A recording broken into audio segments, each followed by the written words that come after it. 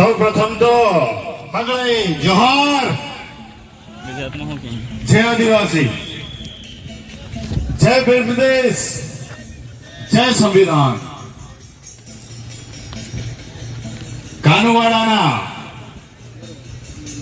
પાવન ધરતી ઉપર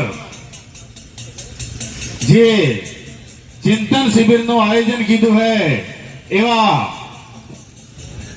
આયોજક મિત્રો અને અલગ અલગ વિસ્તારથી અલગ અલગ રાજ્યથી આવેલા એવા કાર્યકર મિત્રો અને મારી સાથે ગુજરાતથી આવેલા એવા મારી ટીમના સાથી મિત્રો અને એમને માન અને સન્માન માટે પોતાના માન અને સન્માન માટે એકદમ જોરદાર તાળીઓ થઈ જાય. હવે ભીલી ભાષામાં બોલો હો, ખબર પડે કે નહીં ખબર પડતો કે ઓગળી સી કરજો પાછા એ પર્સનલી સમજાવવામાં આવે. તો અમારો વિષય એક જ છે છેલ્લા 7-8 વર્ષથી અને એના ઉપર જ અમે કામ કરી ગયા હા. એના ઉપર આગળ એક વક્તા શ્રી વડીલ શ્રી કહી ગયા મુખી હતા કે ગ્રામ સભા તમામ સમસ્યાનું સમાધાન ગ્રામ સભામાં, તમામ સમસ્યાનું સમાધાન સંવિધાનમાં છે. એ વસ્તુ આપણે સમજવી પડે અને જાણવી પડે. ત્યારે જી કઈ દિલ્હીમાં અને આપણા પાટનગરમાં બેહેલા હે તે ડર હે, કારણ કે સંવિધાન આજ સંવિધાનની જાગૃતિ કરતા કરતા ગ્રામ સભા હો હે એક આર્ટિકલ હોશે અને જ્યારે અધિકારીઓ હાથે વાત કરવા થાય તણ્યવાળા કતરું પણ જ્ઞાન કતરું જોણ્યું ખબર નહીં, પણ એવા હાલની અંદર સંવિધાન બુક લાવીને વાંચવા માટે મજબૂર કરી દીધા है. ચાલો નોકરી વાળા પણ, કારણ કે વાંચ્યું નહીં હો નહીં કીધું ખબર નહીં. પણ આજ અમે વધારે વાત નહીં કરતા, પણ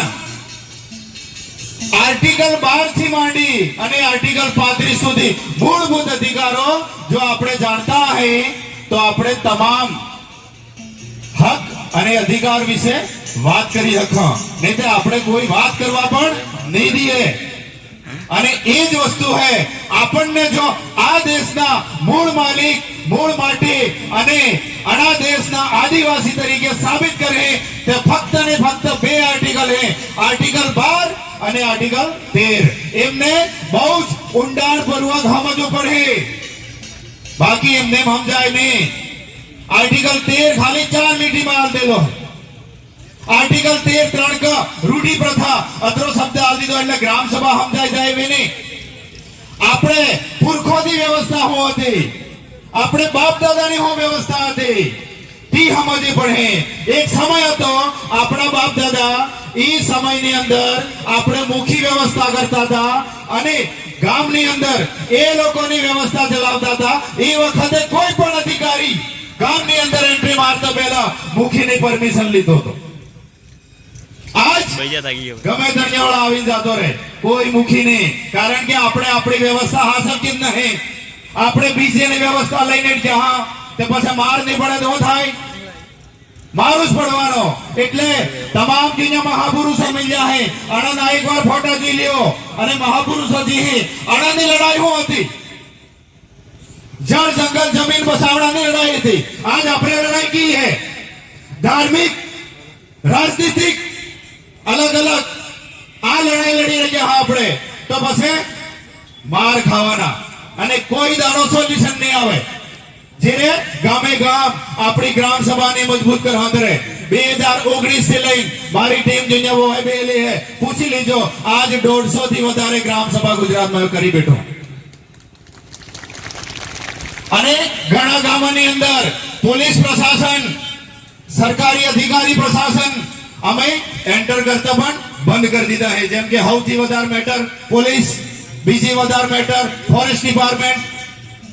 અમે પહેલા ગામની પરમિશન, એના પછી ગામની અંદર એન્ટ્રી, આ વસ્તુ અને ગુજરાતની અંદર આ વસ્તુ થઈ રહી છે જ્યાં સક્ષમ મુખીઓ મળ્યા હે, ભણેલા ગણેલા હે અને એમને સાથે સપોર્ટ કરવા વાળી ભણેલી ગણેલી જો ટીમ મળી હે એ લોકો ઓરિજિનલ રીતે પોતાની ગ્રામ સભા નો વ્યવહાર કરી રહ્યા.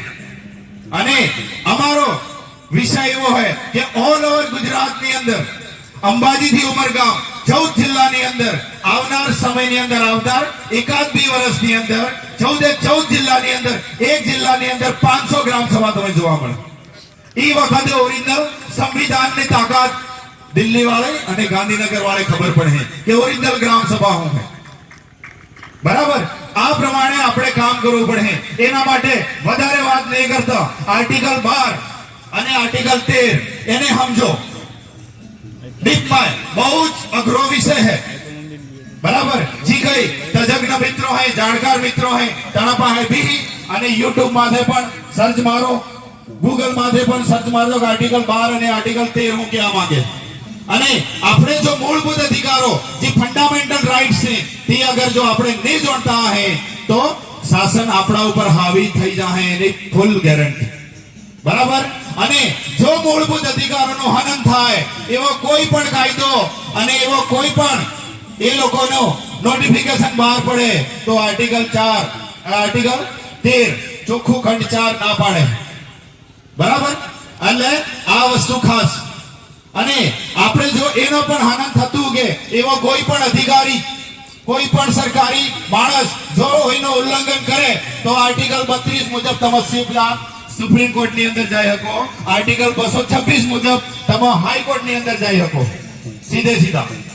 તો આ બધી વસ્તુ અને આપણે પોલિટિકલ રિઝર્વેશન 330 મુજબ વિધાનસભા, 332 મુજબ વિધાનસભા છે, 330 મુજબ લોકસભા અને 334 એમ કે 2030 ની અંદર એમાં લખેલો હોય હું નહીં કહેતો આર્ટિકલ 334 કે 2030 ની અંદર પોલિટિકલ રિઝર્વેશન એસસી એસટી માટે ખતમ થાય.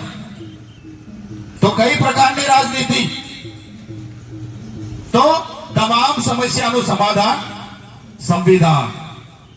એટલે સંવિધાન ઘરે હોવું જોઈએ, રાખવું જોઈએ અને આપણા મૂળભૂત અધિકારો ખાસ જાણવા જોઈએ અને એમાં લઈ અને આજ આમાં કામગીરી કરે ક્યાં આર્ટિકલ 13 ને લઈ અને ગામે ગામ ગ્રામ સભા કરી રહ્યા. હા, કારણ કે આ જ એક પાવર है જે આપણું જળ જંગલ જમીન બચાવ है, આપણને બચાવ है, આપણને આદિવાસી તરીકે સાબિત કરે. કારણ કે સંવિધાનની અંદર આપણે શેડ્યુલ ટ્રાઇબ હા, એસટી હા, આદિવાસી શબ્દ કે હેસ નહીં. એટલે આપણે ક્યાંક ને ક્યાંક ગૂંચવણમાં ભરાઈ ગયા. એટલે સમય થઈ ગયો હે કે જો દાદાએ એ પ્રમાણે અને દુનિયા તમે આમંત્રણ આલી અને બોલાવજો અને તમે ખૂબ સ્વાગત કીધું દિલથી એ બદલ આયોજક ટીમોનો અને સ્થાનિક મિત્રોનો દિલથી આભાર, ધન્યવાદ, જોહાર. એટલી વાત કરી મારી વાણીને વિરામ આપું છું. જય જોહાર, જય આદિવાસી, જય ભીલ પ્રદેશ, જય સંવિધાન.